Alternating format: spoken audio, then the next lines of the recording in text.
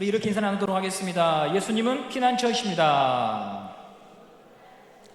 아멘. 오늘도 우리의 마음을 주님께로 향하는 수요 기도의 시간이 되기를 바랍니다.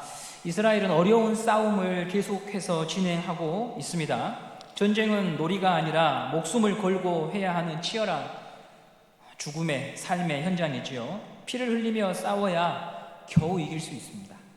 그렇다면 이런 싸움 속에 사람이 오랜 시간 놓여 있으면요, 누구나 마음이 피폐해집니다. 오랜 시간 고난을 겪으면 믿음이 좋은 사람도 믿음이 희미해지고 지치기 마련이잖아요. 그리고 이제 이스라엘 백성들은 전쟁과 전투 속에서 땅을 배분합니다. 땅을 배분하는 일도 결코 쉽지가 않아요. 수련회를 진행하다 보면 조별로 나눠서 학생들을 움직이거든요. 그러면 반드시 왜 저는 이 조예요? 저 친구랑 묶어주세요. 저는 저 친구가 싫어요. 이런 말이 꼭 한 번씩은 나옵니다. 연말에 수험 편성하고 발표하면 한 달 정도는 진통도 겪습니다. 이런 것을 우리가 머릿속으로 생각해 보면 이스라엘 백성들도 우리와 똑같은 사람인데 평생도록 소유하게 될 땅을 배분하는 일에 많은 갈등과 오해와 시비가 일어날 수밖에 없잖아요. 그런데 여호수아는 이것을요 잘 마무리합니다. 2주 전에 보셨듯이 요셉 집파가 여호수아를 찾아와서 왜 우리에게는 분깃을 땅을 이것만 주느냐고 불평을 했지만 여호수아는 너희들에게 배분된 땅이 결코 적지 않으며 너희들이 의지를 가지고 힘써 땅을 정복만 하면 충분히 살만한 땅이라고 매듭을 지어서 정복에 관한 문제를 매듭 지어버립니다. 사람이 10명이 모이면 10명이 다 같은 생각을 하지 않습니다. 형제들이 모이고 가족이 모여도 그렇습니다. 중마고우와도 생각이 다를 수 있지요. 그런데 이스라엘은 100만이 넘는 사람들이 모여있는 공동체고 기질과 성향이 다르고 고된 전쟁으로 지쳐있고 땅 분배라고 하는 평생에 걸쳐서 재산으로 삼아야 될 민감한 문제를 마무리하는 과정 속에서 분열과 갈등할 수 있음에도 불구하고 어떻게 한 몸으로 그들은 이 이야기를 써내려 갈까? 그것이 저에게는 큰 관심이었습니다. 오늘 본문에서 그 답을 우리가 좀 볼 수 있는데요. 20장은 도피성 제도에 관한 내용입니다. 도피성 제도는 부지 중에 실수로 누군가의 목숨을 해쳤을 때 가해자가 운신할 수 있도록 피난처를 제공해주는 제도였습니다. 이 제도가 언제 만들어졌는가 하면 신명기 19장을 한번 보도록 하겠습니다. 신명기 19장 2절 3절입니다. 시작. 내 하나님 여호와께서 내게 기업으로 주신 땅 가운데서 새 성읍은 너를 위하여 구별하고 내 하나님 여호와께서 내게 기업으로 주시는 땅 전체를 새 구역으로 나누어 길을 닦고 모든 살인자를 그 성읍으로 도피하게 하라. 민수기에도 나오고 신명기에도 나오는데요. 도피성 제도는 모세가 생존하던 시절에 광야에서 이스라엘 백성들에게 약속의 땅에 들어가면 꼭 도피성을 구별해서 만들라고 가르쳤습니다. 여기서 한 가지 짚고 갈 것은 도피성은요 총 6개인데요 방금 읽었던 말씀에서는 새 성읍을 도피성으로 지정하라고 말하고 있습니다. 그 이유는 신명기 19장을 말씀하기 전에 이미 새 성읍이 도피성으로 지정이 되었기 때문에 남은 새 성읍도 곧 지정하라고 모세가 가르쳤던 것입니다. 여호수아서를 강의하면서 가장 자주 보았던 성경이 어디냐면 신명기입니다. 이유가 있는데요. 여호수아와 이스라엘 백성들이 공동체 전체가 무언가를 결정하고 행동할 때 항상 원리와 원칙을 갖고 움직입니다. 그 원리와 원칙이 신명기에 담겨져 있었기 때문에 여호수아를 우리가 살펴보면서 꼭 필요한 책은요 신명기였습니다. 신명기는 모세가 마지막으로 전한 세 편의 설교로서 약속의 땅에 들어가거든 지켜야 될 준칙과 원리가 담겨 있습니다. 이 부분이 정말 중요합니다. 좀 전에 저는 이런 질문을 던졌습니다. 이스라엘 사람들은 어떻게 척박하고 모진 상황 속에서 리더 그룹부터 백성에 이르기까지 한 공동체를 이룰 수 있었을까? 그 비결이 뭘까? 너무 힘든 상황인데 그 비결은 모세가 전한 말씀을 여호수아가 승계하여 다시 전하고 여호수아가 그 말씀을 전할 때 이스라엘 백성은 그 말씀을 듣고 순종함을 통하여서 공동체는 분명히 시시비비에 끌려가고 매몰될 수 있음에도 불구하고 말씀의 원리와 준칙이 공동체를 하나로 묶었기 때문에 약속의 땅을 점령할 수 있었던 것이었죠. 하나님의 말씀은 공동체가 가야 할 방향을 알려줍니다. 그리고 이 방향의 끝에 있는 것은 결국 이스라엘 백성들은 보지 못했지만 66권의 성경이 완성된 저희들에게는 보이는 게 뭐냐? 이 방향의 끝에 있는 것은 뭐냐면 예수 그리스도입니다. 예수님이 가신 길, 보여주신 삶, 가르쳐주신 말씀, 결국 이것을 배우고 믿고 성취하는 유일한 공동체가 바로 교회이지요.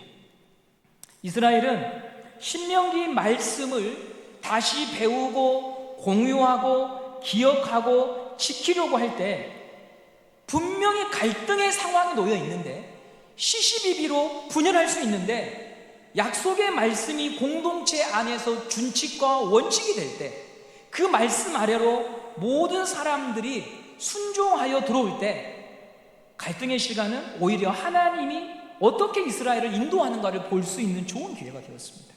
그러나 이 원칙이 무너질 때는 끝없이 추락하죠. 그 기록이 바로 여호수아 뒤에 있는 사사기입니다. 사사기는 우리가 잘 아시듯 요즘같이 혼탁한 시대에 늘 다시 외쳐지는 소견에 옳은 대로 행했다는 책입니다. 소견에 옳은 대로 행했다고 하는 것은 방향을 잃어버렸다. 그 방향이라고 하는 것은 하나님의 말씀이 교회의 원칙과 준칙이 되지 않고 어떤 사람이 말하는 것, 어떤 사람의 권위, 어떤 집단, 이것이 한 공동체를 인도할 때 소견에 옳은 대로 행하는 자리에서 벗어날 수 없었죠. 그래서 혼탁한 시대일수록 속도보다 방향이 중요합니다. 업적보다 방향이 중요하고 실력보다 방향이 중요하고 열심보다 방향이 중요합니다. 시시비비보다 방향이 중요합니다.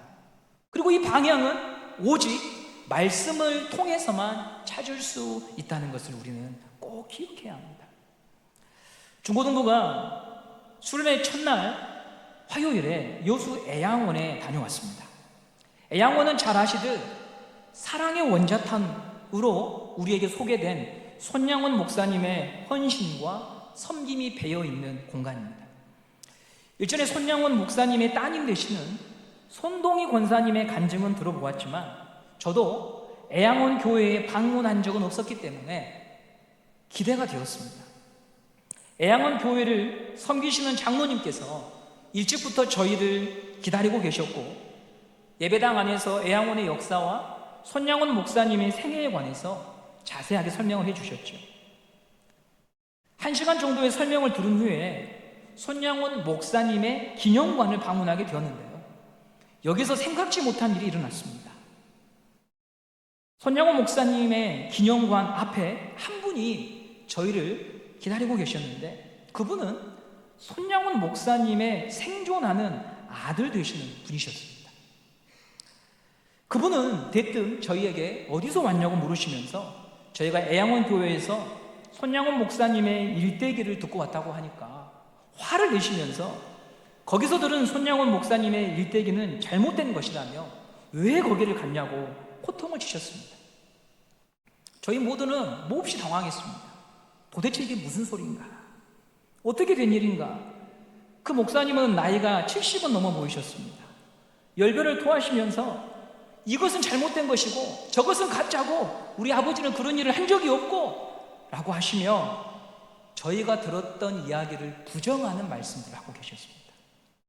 더는 안 되겠다 싶어서 말씀을 중단시키고 저희는 기념관을 빠져나왔습니다.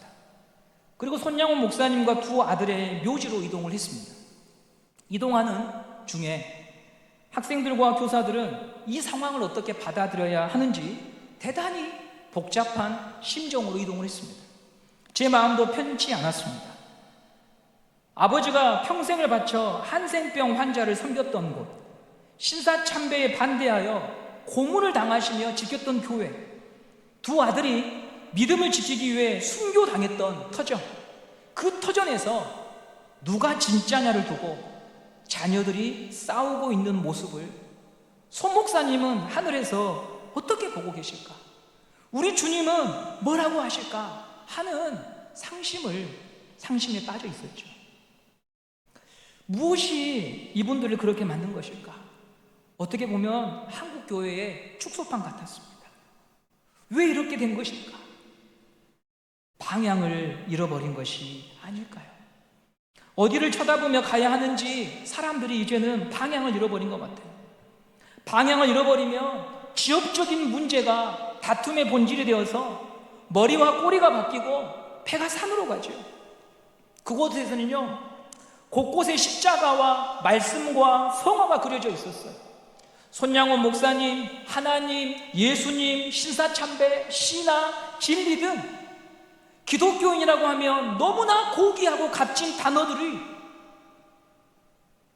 곳곳에 있었고 그분의 입술에서 쏟아져 나오고 있었지만 안타깝게도 십자가를 볼 수가 없었어요. 그분이 중요시 여기는 것은 내가 옳고 저 사람이 틀렸다고 하는 주장에 목숨을 걸고 있었어요. 이건 흡사 우리가 청문회에서 세상의 싸움과 침대 없는 광경으로 저는 비춰졌습니다. 방향을 잃어버렸죠. 교회를 이루려면 공동체는 방향을 갖고 있어야 돼요. 그리고 그 방향은 다른 누구에게서 배워오는 게 아니라 하나님의 말씀만이 성도와 교회에게 방향을 가르쳐 줍니다. 그 방향성을 가지고 있을 때 갈등과 분열도 훗날에는 하나님께서 우리를 인도해 주셨다라고 하는 간증거리가 되고 하나님이 이렇게 살아계셨다라고 하는 은혜의 고백을 할 수 있는 기회가 되는 것이죠. 여러분, 저는 우리가 교회의 역사를 자랑하기 전에, 우리가 수고하고 열심히 해왔던 것을 앞세우기 전에 지금 우리가 여기에서 하나님의 말씀을 가지고 방향이 있는 성도인가를 돌아보는 여러분들 되시기를 간절히 바랍니다.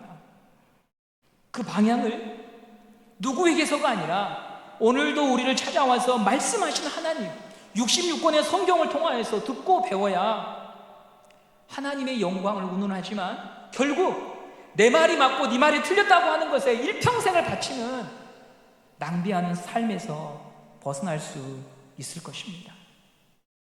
오늘 20장에서는요, 하나님께서 하나님의 교회가 어떤 곳이고 이스라엘이 어디로 가야 하는가를 이 도피성을 통하여서 말씀해 주시는데요, 우리 20장 3절 말씀을 함께 보도록 하겠습니다. 20장 3절입니다. 시작. 부지 중에 실수로 사람을 죽인 자를 그리로 도망하게 하라. 이는 너희를 위해 피해 보복자를 피할 곳입니다. 부지 중에 사람을 죽였다 합니다. 현대 용어로는 과실치사라고 우리가 말하죠. 과실치사 예를 들어보면 나무를 베는데 도끼날이 빠져서 옆에 사람을 해칠 수 있습니다. 나무를 뱄는데 나무가 쓰러져서 주변에 있던 사람들이 다칠 수 있습니다. 오늘날 사건으로 표현해보면 브레이크를 밟아야 하는데 엑셀을 밟아서 인명사고를 낼 수 있습니다.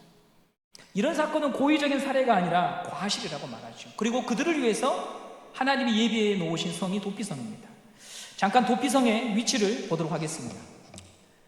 보시면 요단강이 가운데 흐릅니다. 갈릴리 호수와 사해바닷가를 연결하는 강이 요단강이고요, 왼쪽에 3개, 오른쪽에 3개가 바로 도피성의 위치입니다.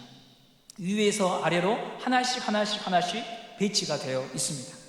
이렇게 배치한 이유는 어떤 성읍에 살더라도 하루 만에 도피성에 도달할 수 있는 거리에 도피성을 만들어 놨습니다.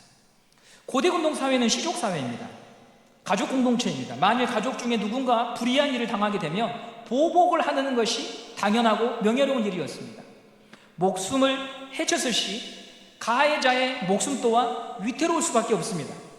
만일 도피성이 먼 곳에 위치해 있으면 가는 동안 붙잡혀서 보복을 당하게 됩니다. 이런 현실적인 문제를 감안해서 이스라엘 어디 땅에 살더라도 하루길 안에 도피성에 도달할 수 있도록 6개의 성을 곳곳에 배치해 놓은 것입니다. 일단 이 성으로 도망한 가해자는 보호를 받습니다. 가해자는 그 성읍에 사는 장로에게 어떤 이유로 내가 여기 오게 되었는지를 진술합니다.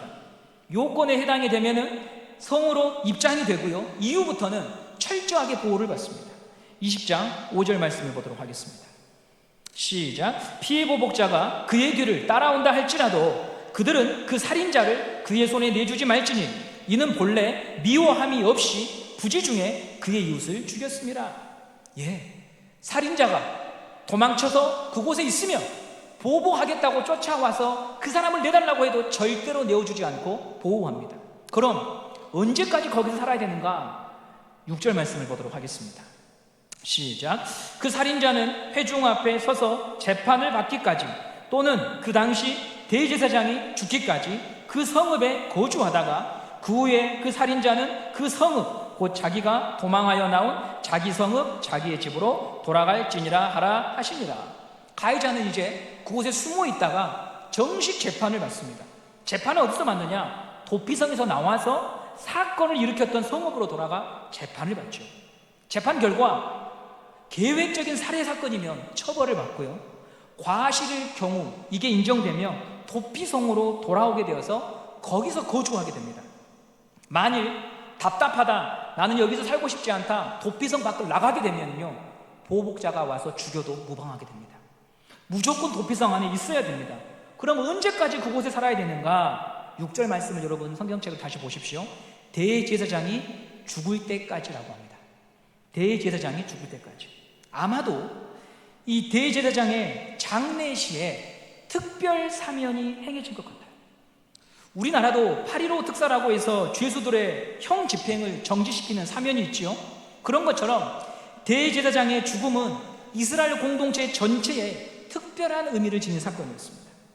그래서 이 대제사장이 죽는 것을 통하여서 특별 사면이 되기 때문에 학자들은 이 죽음은 어린 양 예수의 십자가 죽음을 구약에서부터 벌써 바라보고 있다고 해석을 하죠. 예수님이 나를 대신해 죽으심으로 우리가 나음을 입고 고침을 받은 것처럼 구약에도 이미 이 대제사장의 죽음을 통하여 죄인이 나음을 받았구나. 그러면 이 도피성 제도가 우리에게 어떤 의미를 갖는가? 어떻게 우리 삶에 적용해 보아야 하는가? 우리의 공동체에 어떻게 이것을 실천할 수 있을까? 그것을 말씀드리고 마치겠습니다. 여름이 되니까요, 매일 보게 되는 광경이 있어요. 차를 운전하시는 분들은 아실 텐데 요즘처럼 뜨거운 태양이 내리쬐는 날에 차를 주차시키려고 하면 다 어디를 찾아가냐면 그늘 밑을 찾아요. 그런데 그늘 밑에 모든 차들이 다 주차가 되어 있어서 그런 자리를 찾기가 쉽지가 않습니다. 그 모습을 보면서 사람들이 가고 싶은 교회는 이런 교회겠다. 그늘이 있는 교회겠다. 세상살이는 긴장의 연속입니다. 먹고 사는 것도 전쟁이고요, 자식 키우는 것도 예전에는 어르신들이 낳으면 알아서 다 큰다 이렇게 말씀하시던 시대하고요 또 달라졌어요. 더 치열해지고 경쟁이 가속화된 시대입니다. 그래서 사람들은 긴장을 풀고 잠시나마 쉴 수 있는 곳을 찾아 헤매지요. 이런 마음을 풀고자 차박이라고 하는 여행을 떠납니다. 차박, 차에서 자면서 하루를 이틀을 살아갑니다. 해외여행의 꾸준한 증가, 연휴만 되면 캠핑을 떠나는 사람들, 떠나지 못하신 분들은요 안방에서 나는 자연입니다 이거 보면서 마음을 식힙니다. 도피할 곳을 찾는 현대인들의 모습이죠. 요한복음 4장의 우물가의 여인처럼 목마름을 해결하고 싶은 그늘을 찾고 있어요. 이런 현실에 하나님께서 세워놓으신 공동체가 교회가 아닐까요? 광야를 걸어가는 사람들에게 그늘을 제공하는 나무로서의 교회가 요즘 이 현대인들에게 정말 필요한 교회가 아니겠습니까? 나무는요, 자신을 위해 그늘을 만들지 않잖아요. 누군가 쉬어가도록 그늘을 만들어 놓죠. 모두가 자기 사람, 자기 사랑, 자기 가족, 거기에 집중해서 살아가는 이 시대에 하나님은 교회를 통해서 누군가에게 그늘을 제공하도록 이 교회를 사용하고 싶어 하십니다. 그러면 어떻게 이 갈등과 분열의 시계 속에서, 이 세계 속에서 그늘을 만들 수 있을까요? 사람은 이익을 추구합니다. 이익을 추구하다 보니 어제는 적이었는데 다음날 와보면 친구가 되어 있고, 또 다투고 싸우지요. 원한도 굉장히 많이 발생한 시대가 되었습니다. 요즘처럼 뜨거운 날에는 감정이 더욱 폭발해요. 어제 아파트 입구에서 한 배달원이 엘리베이터 앞에서 한 15초간을 욕을 하시더라고요. 뭔가 봤더니 자기가 계단으로 올라오는 것을 보았는데 엘리베이터를 멈추지 않고 가버린 그 사람을 향해서 이 배달원이 땀을 이렇게 흘리면서 15초간 그냥 욕을 그냥 하고 있는 모습을 보았어요. 날씨가 더우니까, 세상이 각박해지니까 모두 다 마음 안에 화주머니를 차고 다니는 것처럼 조금만 건들면 폭발해버리는 무서운 세상이죠. 그런데 하나님은요, 성도가 화를 품고 복수를 생각하며 사는 것을 원하지 않으셔요. 그게 바로 도피성 제도예요. 죄가 있어요. 이스라엘 공동체에 죄가 있잖아요. 죄가 있으니까 도피성이 필요한 거예요. 하나님 나라의 교회도요, 죄가 있어요. 근데 그것을 되돌려주기보다 다른 길을 택해서 살라고, 너희는 나의 백성이니 복수, 보복, 원한으로 살지 말고 다른 길을 택해 살라고 도피성을 만들어 주신 것이죠. 복수는 또 다른 복수를 낳을 뿐 문제의 본질에 접근하지를 못합니다. 이순신의 일대기를 소설로 집필한 김훈 작가의 칼의 노래라고 하는 책이 있습니다. 그 책에서요, 이순신이 이런 독백을 합니다. 제가 한번 읽어드릴게요. 세상은 칼로서 막아낼 수 없고 칼로서 헤쳐나갈 수 없는 곳이었다. 칼이 닿지 않고 화살이 미치지 못하는 저쪽에서 세상은 뒤처이며 무너져갔고, 죽어서 돌아서는 자들 앞에서 칼은 속수무책이었다. 목숨을 벨 수는 있지만 죽음을 벨 수는 없었다. 이 문장의 의미는 평생 칼로 춤을 추고 칼로 적의 목을 뱉지만, 그리고 이 칼의 노래가 승전가의 노래가 될 줄 알았는데 그 칼을 수없이 휘두르지만 칼로 베어지지 않는 것이 이처럼 많단 말인가 하는 무력감을 고백하는 노래예요. 적개심만으로는 세상을 고칠 수가 없어요. 예수님께서 베드로가 칼을 휘두를 때 칼을 버리라고 하신 이유는 그 칼로는 예수님이 원하시는 세상을 만들 수 없음을 베드로에게 가르쳐 주시려고 한 것이죠. 칼로서 사람을 바꾸고 세상을 바꾸려고 했다면 예수님이 지신 십자가는 미련한 행동이었겠죠. 주님이 오실 필요가 없었겠죠. 멀리 생각할 필요 없이 저와 여러분이 오늘 여기에 앉아있기까지 예수님이 제 목에 칼을 겨누며 예수 믿어라 해서 믿은 사람 없지요. 평생을 묵상해도 이해할 수 없는 그분의 사랑과 그분의 용서가 동기가 되어서 그래도 우리가 오늘 이 자리에 있는 것 아니겠습니까? 도피성은요, 과실치사의 죄로 인해 내몰린 사람들의 피난처에 있습니다. 그런데요, 저는 이 과실치사를 생각하면서 이런 생각을 해요. 나는 알고서도 죄를 짓고 살 때가 많은데, 이 사람들은 모르고 지은 죄 때문에 도피성을 가지만 나는 알고서도 지은 죄가 많은데 라는 생각을 하게 되는 거죠. 최근에 이런 일이 있었어요. 한 분 성도님께서 이야기를 나누는 중에, 목사님, 저는 교회를 다닌 지 시간이 꽤 되었지만 아직까지 설교 시간에 목사님들을 말씀하실 때, 설교하실 때 아멘이라고 해본 적이 한 번도 없습니다. 제가 놀라서 물었습니다. 아니, 왜 그러셨어요? 물으니까 제가 생각한 것과 전혀 다른 답변을 하시더라고요. 아멘의 의미가 진리임을 믿습니다 라는 뜻인데, 그렇다면 아멘 하는 순간 그렇게 살겠다고 하는 고백인데 저는 그렇게 살 자신이 없어서 아멘이라고 답하지 못했어요 라고 하시더라고요. 그 말씀을 듣고요, 당신은 정말 훌륭한 사람입니다, 믿음이 있는 사람입니다 라는 생각을 했어요. 제 자신은 아멘을 남발하거든요. 66권의 말씀을 가르치기도 하거든요. 그런데 알면서도 죄를 짓고 여러 가지 핑계를 대고 죄를 지으니 그런 분들 앞에서 참으로 초라하기 짝이 없죠.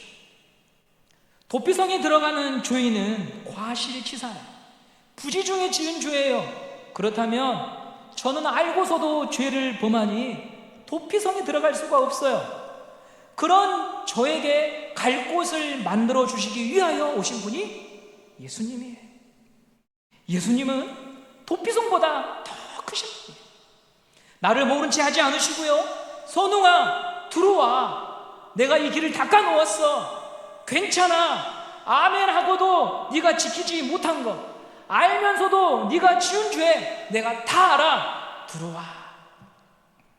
원래 죄인은 대접받는 존재가 아니에요. 교도소에 수감되어 죄수로 살아가는 분들 가슴팍에 적혀 있는 것은 이름이 아니라 번호지요. 인격으로 대우하는 게 아니에요. 그게 죄인의 처지지요. 그런데 예수님은요, 그 죄인인 나에게 오셔서 삭개오야, 내가 오늘 너희 집에 머물 거야, 이름을 부르고 찾아오셔요. 이름을 불러주셔요. 나를 한 사람으로 존중해 주세요. 죄인인데 알고서도 죄를 범하고 모르고서도 죄를 범하고 그 죄를 잘 인정하지도 않는 고집스러운 사람인데 우리를 그렇게 사랑해 주시는 거죠. 이 사랑을 경험한 사람이 성도예요. 이 사랑을 경험하다 보니까 인과 응보, 눈에는 눈, 이에는 이, 이것이 내가 평생토록 어떻게 보면 살아갔던 삶의 원리였는데 그 사랑을 경험하니 복수밖에 생각하지 못했던 사람에게 새로운 문이 열리는 것이죠.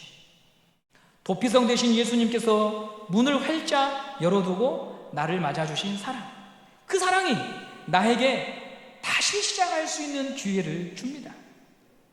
갈 곳 없는 나를 갈 곳 있는 사람으로 만들어 주십니다. 새롭게 된 우리를 향해 주님은 이런 소원을 가지고 계세요. 너의 마음이 복수의 성이 아니라 도피성이 되기를 바란다. 네 기준에 맞지 않는 사람도 들어와 머물 수 있는 도피성이 되었으면 좋겠다. 이게 예수님이 교회와 성도를 향해 가지고 계신 소원이죠. 물론 우리 힘으로는요 절대 불가능합니다. 용서해라, 사랑해라 라고 하는 설교 들으면 여러분 마음에서 화가 치밀어 오를 때 많지 않았습니까? 안 겪어봐서 그러신 거 아닙니까? 내 입장이 돼보십시오. 용서라고요? 지금 당장 가서 복수하지 않는 것도 내가 많이 참고 있는 것인데 용서라니요? 가당치 않습니다. 그런 마음이 우리 마음 아니겠어요? 그러니 용서, 도피성, 이것은요 우리 힘으로 되는 일이 아니에요. 결국 교회의 방향을 정하고 성도의 방향을 정하는 말씀이신 예수님이 우리 삶에 들어와야 다른 세계가 있구나, 다른 길이 있구나 우리는 인정하게 되는 것이죠. 예수님만이 우리 마음을 변화시킬 수 있고 원수의 성이었던 내 마음을 도피성으로 바꿀 수 있는 분이십니다. 유튜브를 보면 유흥과 재미에 관한 이야기, 정치에 관한 이야기도 많지만 유튜브에 또 한 편을 많이 장식하고 있는 건 어느 곳에 집값이 오를 것인가, 어느 곳에 집값이 떨어질 것인가 하는 정보도 참 많더군요. 세상 사람들은 집의 평수를 자랑하는 것에 여념이 없고 우리 모두가 다 어느 정도 거기에 다 욕심이 있습니다. 그런데 여러분, 우리가 더 큰 욕심을 가져야겠습니다. 주님의 관심사는 집의 평수보다 내 마음의 도피성의 평수를 묻고 계십니다. 우리 교회의 도피성의 평수가 얼마나 되는지, 저와 여러분의 마음의 도피성의 평수가 얼마나 되는지 그것을 묻고 계신 것입니다. 갈 곳 없는 내게 하나님 나라에 들어오도록 만들어주신 이 주님의 사랑을 믿고 확신한다면 우리는 다시 말씀을 통하여서 원수의 성으로 지어져 갔던 우리 마음을 리모델링해서 도피성을 만들고 사람들에게 분양할 수 있는 인생이 되어야겠습니다. 우리 은성교회가 다시 외관을 리모델링하는 게 아니라 우리의 마음을 리모델링하여서 그늘이 필요한 사람들에게 도피성을 분양해주는 삶, 그것을 이 지역사회가 원하고 있고 세상이 원하고 있고 누구보다 하나님이 원하고 있는 것입니다. 오늘 이 예배를 통하여 여러분의 마음이 하나님의 성령 안에서 말씀으로 리모델링 되어서 여러분의 아내와 여러분의 남편과 자녀와 이웃에게 도피성을 분양해 주는 사람으로 살아간다면 하나님이 기뻐하실 것입니다. 이 세상의 땅과 평수는 가격이 오르기도 하고 내리기도 하지만, 내 것이 되기도 하고 잃어버리기도 하지만, 그 도피성만큼은, 그 평수만큼은, 그 넓이만큼은 하나님께서 영원히 기억하시고 우리에게 상급으로 보답하여 주실 줄 믿습니다. 오늘 이 좋은 성, 그 성에 우리가 초청받았음을 믿고 그 성을 분양하는 공인중개사 되시기를 바랍니다.